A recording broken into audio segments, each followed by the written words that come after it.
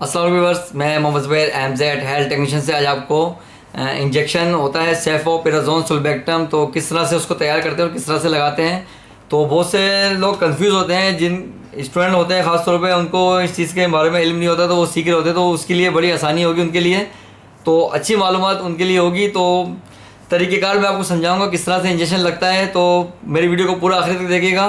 तो सबसे पहले हमारे पास ये चीज़ें होती हैं, उसमें है हमारे पास सिरिंज होती है जिससे हम डाइल्यूट करेंगे, और ये नॉर्मल सलाइन इन्फ्यूजन में बहुत से जो स्टाफ होते हैं वो डायरेक्ट 10 ml में भर के लगा देते हैं। ये अच्छी बात नहीं होती है, इससे फिर प्रॉब्लम आती है, पेशेंट को रिएक्शन भी हो सकता है, बहुत सारी चीज़ें होती हैं।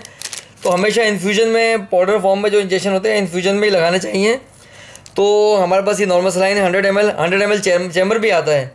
पहले 100 ml नॉर्मल सलाइन नहीं हुआ करती थी, तो चैम्बर हम यूज़ करते थे। अब ये है कि डिस्पोजेबल नॉर्मल सलाइन है, हम इसको इस्तेमाल करके और इसी को फिर डिस्कार्ड कर देते हैं, तो इसलिए ये हमारे लिए बेहतर है, ठीक है ना। वरना चैम्बर में हम दवाई डालने के बाद दोबारा से हम उसको वॉश भी नहीं करते हैं, बहुत से जो होते हैं उसी में ही दोबारा कंटिन्यू करते रहते हैं, तो वो इन्फेक्शन बढ़ता है पेशेंट का, पेशेंट के लिए ज़्यादा नुकसानदेह होता है।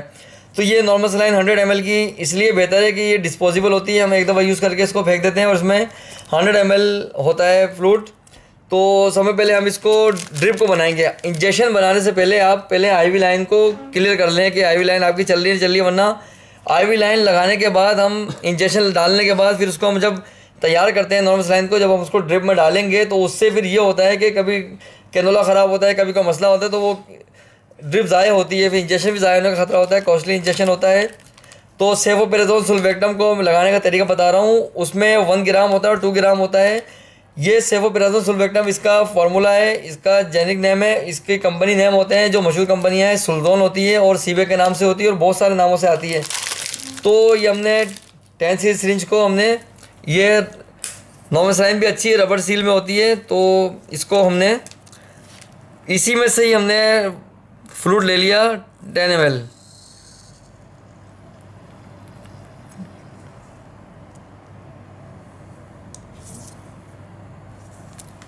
ठीक है, ये हमने इसको भर के रख लिया, और अब हम इसको ड्रिप को पहले हम बनाएंगे ताकि हम आईवी लाइन को चेक कर लें कि ये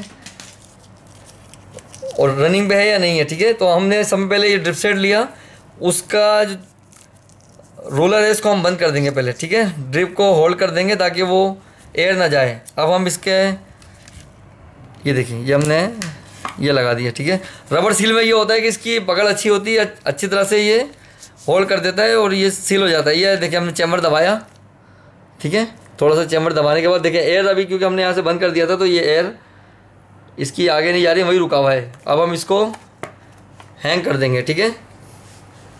ये हमने ड्रिप स्टैंड में हैंग कर दिया, ये देखिए। अब इसकी एयर निकालने का तरीका ये है कि ये निडल लगी हुई है, अब हम खाली इसको हल्के से खोलेंगे और कोई ड्रिप चलती नहीं है, इसका मतलब है कि उसमें एयर टाइट है, ठीक है ना।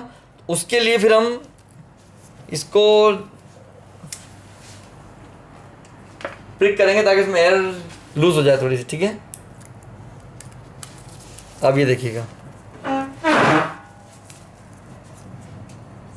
ये देखें, ये निडल में आपको नज़र आएगी, एयर ख़त्म हो जाएगी। देखें, इसमें ज़ाया करने की ज़रूरत ही नहीं पड़ी, ये भर गया, देखिए, ठीक है। हमने ये रोक दिया, इसको बंद कर दिया, समझ लें कि एयर निकल चुकी है हमारी अब, ठीक है। अब हमारे पास ये डमी है, ठीक है ना, इसको मैंने एक पेशेंट की सूरत में बनाया है डमी को, तो इसमें हम इसको लगा देंगे। देखें, ये लगाने का तरीका ये होता है, ये देखिएगा। और इसके अलावा एक और चीज़ भी होती है इसमें, तो मैं आपको बताता हूँ अभी।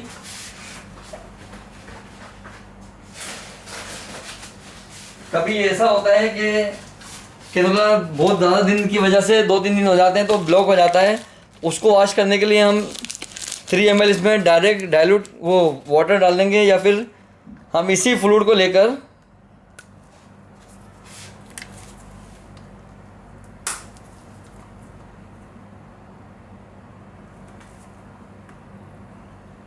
ये इसी फ्लूइड को हम लेकर 2 ml 3 ml उसको कैनोला वॉश कर देंगे हम।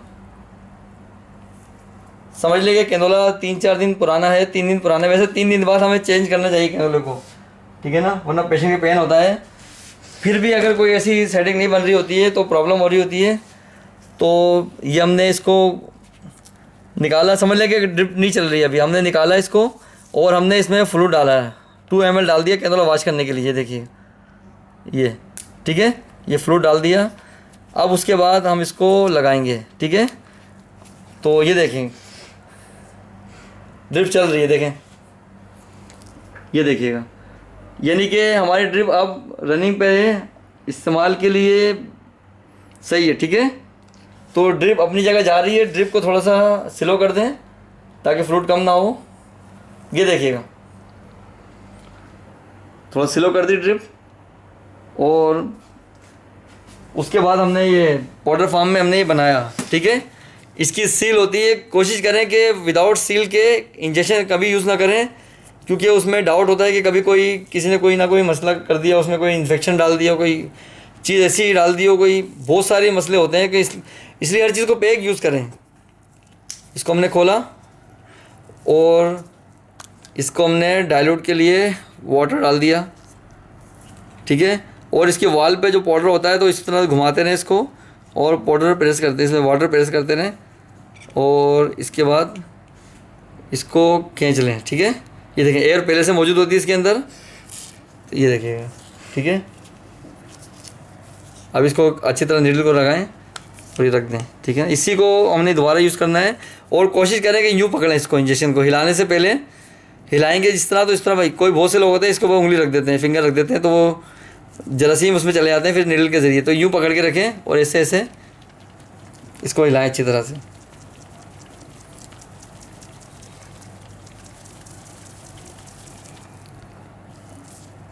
हमें अच्छी तरह से पाउडर को हल करना है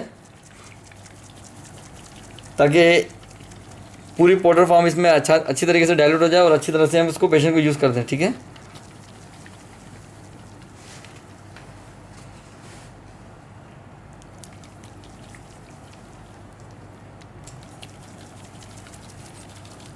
ये देखें अब डाइल्यूट हो चुका है ये, इसको हम भर लेंगे इस तरह। देखें भरने का तरीका, ऐसे होल्ड करें, ये फिंगर है, इससे हमने यहाँ रखी उंगली और ये सपोर्ट के ज़रिए हमने गए, वो से यूँ मार देते तो हाथ पे लग जाती है, ठीक है।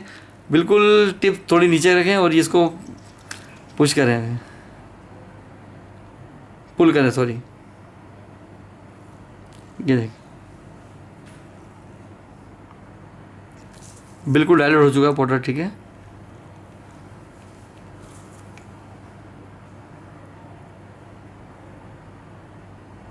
ये देखिए, ठीक है, बिल्कुल खाली हो गया। अब इसको हम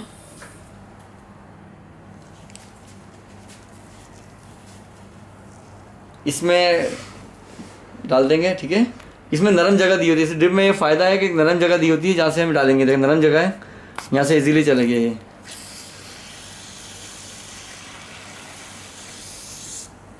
ठीक है। वो ये नीडल छोड़ दें यहाँ पे ताकि एयर इसमें जाती रहे प्रेशर से वो। ये देखिएगा, अब इसको सिलो लगाना है हमने, बिल्कुल सिलो लगाना है बस। और अगर फर्स्ट टाइम लगा रहे हैं तो फर्स्ट टाइम के लिए पहले इसको स्किन पे डोज देते हैं, टेस्ट डोज देते हैं, 10 मिनट का वक्फा लेते हैं।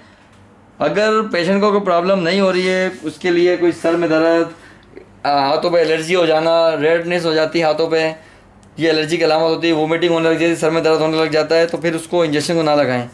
डॉक्टर से फिर मशवरा करें कि आपने जो इंजेक्शन लिख कर दिया उससे प्रॉब्लम आ गई है, तो पेन हो रहा है, हेडेक हो रहा है सर में, और बहुत सारे मसले हो रहे हैं।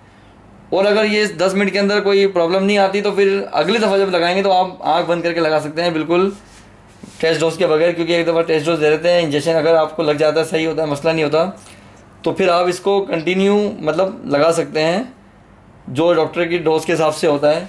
तो ये देखें बिल्कुल सही ड्रिप चल रही है। और ये अब सिलो लगा दें, कम से कम 15-20 मिनट, आधा घंटा कम से कम इंजेक्शन को ये जाना चाहिए। सिलो लगाएं। और वो बहुत गलत तरीका होता है कि 10 ml में डाइल्यूट करके और फ़ौरन लगा देते हैं जान छुड़ाने के लिए, तो पेशेंट के लिए नुकसानदेह होता है, कभी पेशेंट को रिएक्शन भी कर सकता है। तो मुझे उम्मीद है कि आपको ये वीडियो अच्छी तरह समझ आएगी। तो मेरे चैनल MZ हेल्थ टेक्नीशियन को लाइक करें, सब्सक्राइब करें, बेल आइकन दबाएं ताकि मेरी मज़ीद और वीडियो आपको इस तरह मिलती रहे।